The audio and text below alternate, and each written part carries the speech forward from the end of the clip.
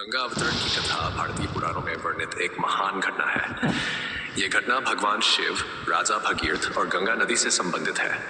ये कथा भारतीय धर्म, संस्कृति और जीवन में गंगा के महत्व को दर्शाती है। आइए इसे विस्तार से समझते हैं।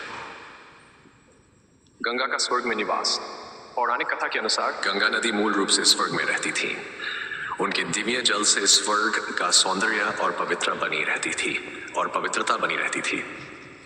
राजा सगर और उनके 61 पुत्र प्राचीन काल में राजा सगर नाम के एक प्रतापी राजा हुए, जिनके 60 पुत्र थे। एक बार राजा सगर ने अश्वमेध यज्ञ का आयोजन किया। यज्ञ के लिए छोड़ा गया अश्व इंद्र के छल के कारण अशिकपिल के आश्रम में पहुंच गया। सगर के पुत्रों ने अशिकपिल पर चोरी का आरोप लगाया और उन्हें अपमानित किया।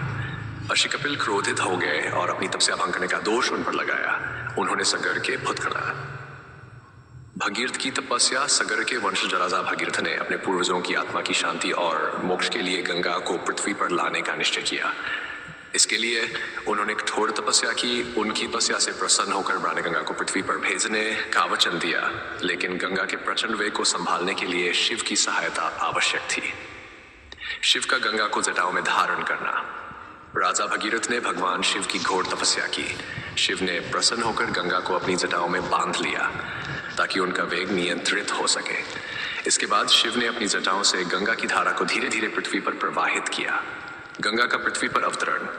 गंगा पृथ्वी पर आई और राजा भगीरथ के पीछे पीछे चल पड़ी। उन्होंने सगर के पुत्रों की राख को स्पर्श किया और उनकी आत्माओं को मोक्ष प्रदान किया। गंगा का महत्व। इस प्रकार गंगा नदी का अवतरण हुआ। गंगा को मोक्षदायिनी कहा जाता है क्योंकि उनका जल पवित्र और पाप नाशक माना जाता है। गंगा का यह अवतरण न केवल एक पौराणिक घटना है, बल्कि मानवता के लिए एक संदेश भी है कि तपस्या, समर्पण और धैर्य से असंभव को भी संभव बनाया जा सकता है। ये कथा हमें यह भी सिखाती है कि कर्तव्य और भक्ति के बल पर किसी भी समस्या का समाधान किया जा सकता है।